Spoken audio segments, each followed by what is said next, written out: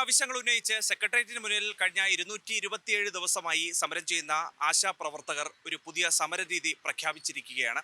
October 22-ന് മുഖ്യമന്ത്രിയുടെ ഔദ്യോഗിക വസതിയായ ക്ലിഫ് ഹൗസിലേക്ക് സമരം ചെയ്യും എന്നുള്ളതാണ് ആശാപ്രവർത്തകർ അറിയിച്ചിരിക്കുന്നത്. ഇതേക്കുറിച്ച് വിശദമായി സംസാരിക്കാൻ സംഘടനയുടെ രണ്ട് ഭാരവാഹികൾ എനിക്കൊപ്പം ചേരുന്നു. എം.എ. ബിന്ദുവും എസ് മിനിയും.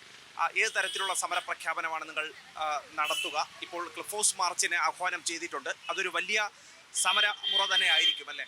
തീർച്ചയായിട്ടും ഇതിനോടകം വിവിധ സമര മാർഗങ്ങൾ ഞങ്ങൾ ഈ 227 ദിവസമായി ഇതിനോടകം എടുത്തു. പക്ഷേ അതൊന്നും മുഖവിലക്കെടുക്കാൻ നമ്മുടെ ഇടതുപക്ഷ സർക്കാർ തയ്യാറാകുന്നില്ല. ഇപ്പോൾ അവർ തന്നെ പറഞ്ഞത്, ബഹുമാനപ്പെട്ട മുഖ്യമന്ത്രി തന്നെ പറഞ്ഞത്, കേന്ദ്രം വർദ്ധിപ്പിക്കുകയാണെങ്കിൽ ഞങ്ങൾ വർദ്ധിപ്പിക്കാമെന്ന് പറഞ്ഞു. കേന്ദ്രം വർദ്ധിപ്പിച്ചിട്ട് മാസങ്ങളാകുന്നു. അവർ തന്നെ നിയോഗിച്ച ഒരു പഠന കമ്മിറ്റി അതിൻ്റെ നിർദ്ദേശങ്ങൾക്കനുസരിച്ച് ഞങ്ങൾ വർദ്ധിപ്പിക്കാം എന്ന് ഞങ്ങളോട് ഹെൽത്ത് മിനിസ്റ്റർ പറഞ്ഞു. ആ പഠന കമ്മിറ്റി റിപ്പോർട്ട് സമർപ്പിച്ചു. സർക്കാരിന് 1 മാസം ആകുന്നു. വീണ്ടും ഞങ്ങളെ ഈ തെരുവിലിരുത്തുന്നതല്ലാതെ അതിനെക്കുറിച്ച് ഒരു അഭിപ്രായം പറയാൻ ആരും തയ്യാറാകുന്നില്ല. അപ്പോൾ മുഖ്യമന്ത്രിയാണ് ഈ വിഷയത്തിൽ തീരുമാനമെടുക്കേണ്ടുന്നത്. അപ്പോൾ അദ്ദേഹത്തിനെ കാണാൻ ഞങ്ങൾ പലതരത്തിൽ ശ്രമിച്ചു, നടന്നില്ല. അപ്പോൾ ഇനി അദ്ദേഹത്തിൻ്റെ ഔദ്യോഗിക വസതിയിലേക്ക് പോകാമെന്നാണ് ഞങ്ങൾ തീരുമാനിച്ചിരിക്കുന്നത്.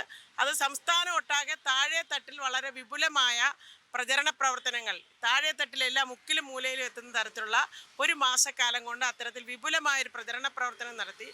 ഇവിടെ ഇതുവരെ വന്നതിൽ വെച്ച് ഏറ്റവും വലിയ ഒരു പങ്കാളിത്തത്തോടെ, ആശമാരുടെ പങ്കാളിത്തത്തോടു കൂടിയായിരിക്കും നമ്മൾ ആ പരിപാടി നടത്തുന്നത്. 26,000-ലധികം വരുന്ന ആശമാർ ഈ മാർച്ചിന്റെ ഭാഗമാകും എന്നതാണ് മനസ്സിലാക്കാൻ സാധിക്കുന്നത്. അങ്ങനെ നിങ്ങളുടെ ശക്തി പ്രകടനം അത് വാനോളം മുഖ്യമന്ത്രിയെയും സർക്കാരിനെയും അറിയിക്കുന്ന വിധത്തിലുള്ള സമരപരിപാടി തന്നെ ആയിരിക്കും അല്ലേ? കാരണം നിഷേധാത്മക സമീപനം അല്ലെങ്കിൽ അവഗണന എന്നൊക്കെയുള്ള വാക്കുകൾ നമ്മൾ പല വാർത്തകളിലും നമ്മൾ തന്നെ റിപ്പോർട്ട് ചെയ്യുന്നതാണ്, കൊടുക്കാറുമുണ്ട്.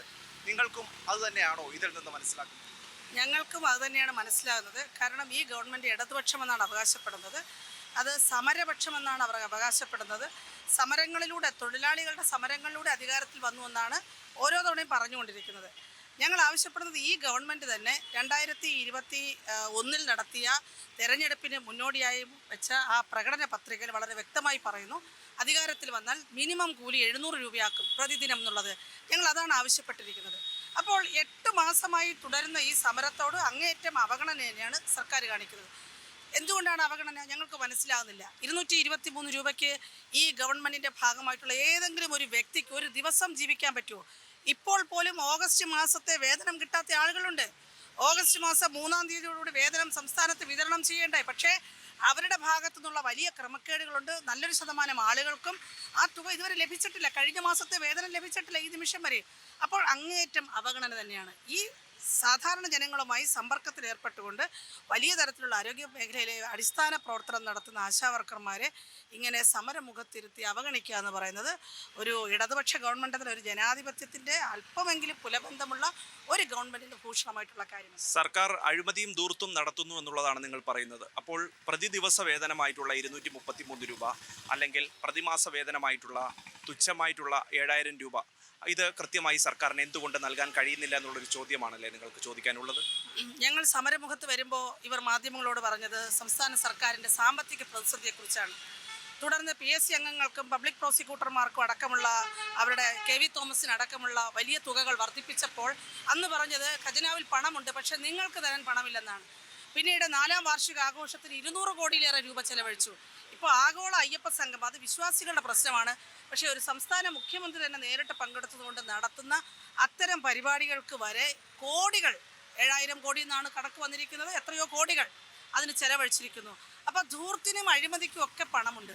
മറിച്ച് ഈ കേരളത്തിൽ പണിയെടുക്കുന്ന ആളുകൾക്ക് കൊടുക്കുവാൻ വേതനം, അവൻ്റെ മാന്യമായ വേതനം നൽകുവാൻ പണമില്ല എന്ന് പറയുന്നത് തികച്ചും കാപട്യമാണ്. അവരുടെ പൊയ്മുഖം മുഴുവൻ ഇവിടെ വെളിപ്പെട്ട് കഴിഞ്ഞു ഇതിനോടകം തന്നെ. പക്ഷേ നമ്മുടെ ഗവൺമെൻറ് എന്തുകൊണ്ട് ജനങ്ങളെ കാണുന്നില്ല എന്നുള്ളത് വളരെ പ്രധാനപ്പെട്ട വിഷയമാണ്. 53-ാമത്തെ ദിവസമാണ് ചർച്ച നടത്തിയത്, അവസാന ചർച്ച. ഇന്നിപ്പോൾ 227 ദിവസം പിന്നിടുമ്പോൾ 150 ദിവസം പിന്നിട്ടിരിക്കുകയാണ് ആ ചർച്ച നടത്തിയിട്ട്.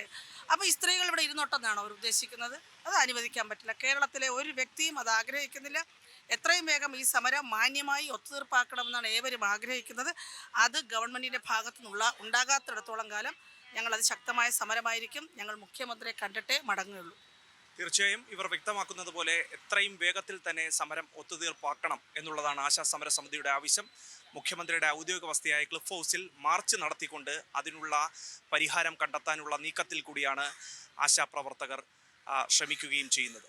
തിരുവനന്തപുരത്ത് നിന്ന് PV രഞ്ജിത്തിനൊപ്പം അഭിജിത്ത് ജയൻ, സി മലയാളം ന്യൂസ്. ഏറ്റവും പുതിയ വാർത്തകളും വിശേഷങ്ങളും വിരൽ തുമ്പിലറിയാൻ സി മലയാളം ന്യൂസ് എല്ലാ ഡിജിറ്റൽ പ്ലാറ്റ്ഫോമുകളിലും ലഭ്യം.